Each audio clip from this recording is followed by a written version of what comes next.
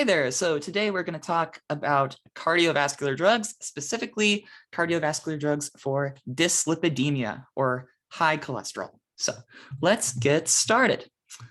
So how do we define dyslipidemia or high cholesterol? Well, first we have to understand what cholesterol is, right? So cholesterol is a lipid or fat that's normally present in the body that is essential for healthy cell function. So we cannot have healthy cell function. Our cells cannot work properly unless we do have a certain level of cholesterol in our system, because it's naturally produced in the body and it's influenced, our cholesterol levels themselves are influenced by diet, genetics, and other factors. So say if you have a diet which is high in fat or high in trans fats specifically, you might have higher cholesterol. You might also be predisposed to high cholesterol through genetics. If your parents had it, if immediate family members have high cholesterol, you may be too potentially going to have those high cholesterol levels. So when we measure cholesterol levels, there are two main things we're looking at. We're looking at LDL, which it stands for low density lipoprotein. That is our bad cholesterol. When people refer to high cholesterol, they're normally referring to a high LDL number. HDL is our high density lipoprotein, and that's good cholesterol. And then if you combine them, a good way of measuring cholesterol is your LDL plus your HDL, which comes down to total cholesterol. Now, dyslipidemia can lead to blocked blood vessels, which are clogged by fatty plaques. So what happens is if we have too much LDL, plaques like this build up in the arteries and veins in your blood vessels, and that can potentially lead to clots. It can lead to a lack of oxygenation in the blood, and it can potentially lead to a higher risk of heart attack, stroke, or other cardiovascular events. So we don't want too much cholesterol because we don't want these plaques to build up and block these arteries. Now, as I said, it increases the risk for serious cardiovascular conditions, heart attack, stroke, you name it. And as you can see, this is what a normal artery would look like. You see the blood would be flowing through that normally. And as cholesterol builds up, it builds up on the sides of those arteries right there. And you can see the blood has to work a little bit harder to get in and go through the arteries and oxygenate the rest of the body's space. So eventually you get this narrowing of the arteries. If you have too much LDL, bad cholesterol, building up on the sides, building into plaques, and causing there to be significant problems with circulation. Now, our cholesterol levels, again, this is just mainly for your information, but just so you get an idea, normal cholesterol, we want the total cholesterol, that LDL plus HDL, to be below 200, and we want that LDL cholesterol to be below 130. HDL cholesterol, which actually goes up if you exercise a lot or if you're just doing healthy stuff, healthy diet, living an active life. HDL cholesterol is usually around 50 in women and 40 in men, but it can be higher. And a lot of times it comes down more to the ratio between the LDL and the HDL than the actual total cholesterol level. Now, when we think of cholesterol drugs, the first thing that comes to mind for most people is statins, and with good reason. Most people end up taking statins at least at some point in their life because it is such a common drug. So statins are what's known as anti-hyperlipidemic medications. Anti-hyperlipidemic, hyperlipidemia meaning high lipids or high fats, high cholesterol, and anti-hyperlipidemia meaning anti-high cholesterol, right?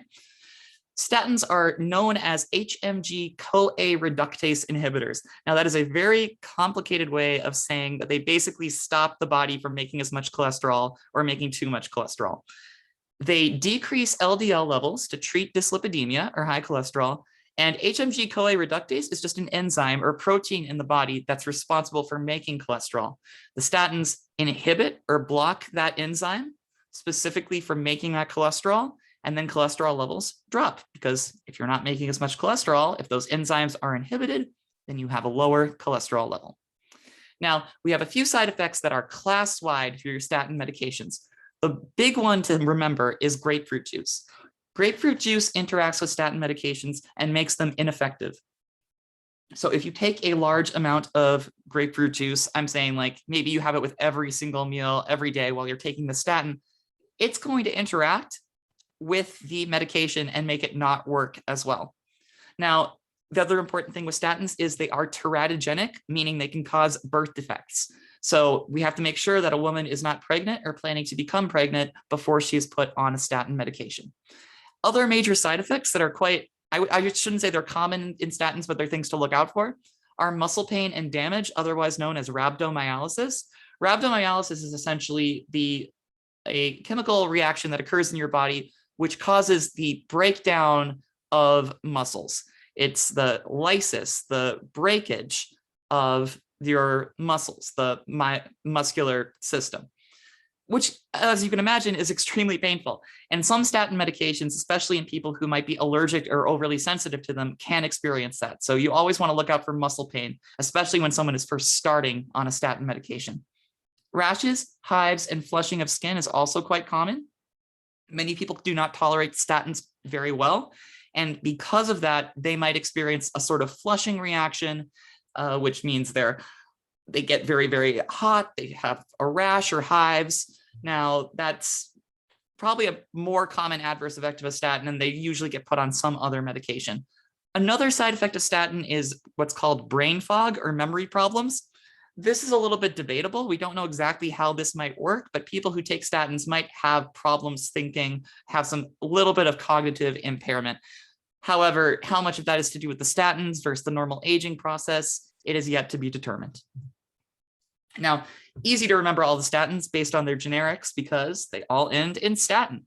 So we have atorvastatin or Lipitor, we have lovastatin, which is Mevacor, pravastatin, which is Pravachol, simvastatin, otherwise known as Zocor, and rosuvastatin or Crestor. And it's important to note that statins vary in potency. So someone might be taking 40 milligrams of atorvastatin, for instance, or even 80 milligrams of atorvastatin, and that's equivalent to about 20 milligrams of rosuvastatin. So as you can see, rosuvastatin is much more potent than atorvastatin, for instance. And because of this difference in potency and slight difference in chemicals, a lot of times someone who can't take a statin, maybe they have muscle pain from taking simvastatin, or they get a rash from taking pravastatin, they might be able to take another statin in that category. So you might see someone get switched from simvastatin to lovastatin because it's a less high intensity statin and they might tolerate it better. Alternatively, you could dose them every other day, so the body has time to process the statin in a way that is more manageable, so you avoid those adverse effects. Now, moving on from statins, we do have some other medications for dyslipidemia. Namely, we have Zetia or Ezetimibe. Always get some very creative pronunciations for Ezetimibe. I've heard Ezetimibe. If you're working in a Spanish pharmacy, it's Ezetimibe. You get a lot of very creative pronunciations. So that's, again, one of the reasons why we have these brand names, which make it much easier to say. Anyway, Ezetimibe inhibits the absorption of cholesterol in the intestines. So instead of working on those proteins and enzymes like statins do, it simply stops you from absorbing the fat to begin with.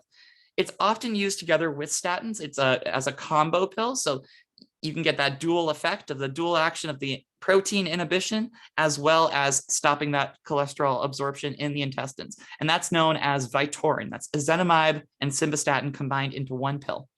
Now, side effects for Zetia specifically, you want to avoid it in people with liver disease because it's mainly metabolized through the liver. So people with liver disease can't really use Zetia that well because it has to be metabolized through the liver in order to work.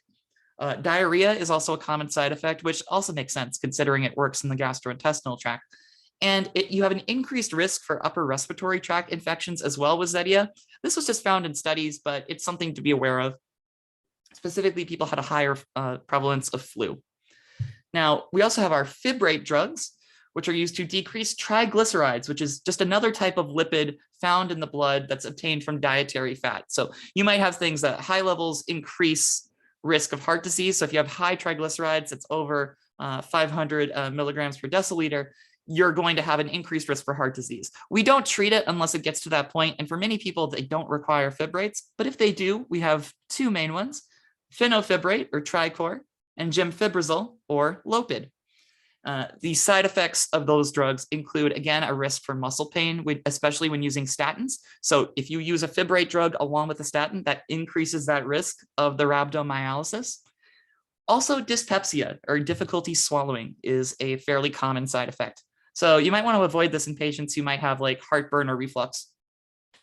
And again, Do not use it in patients with a history of liver or kidney disease because it's cleared through both of those pathways.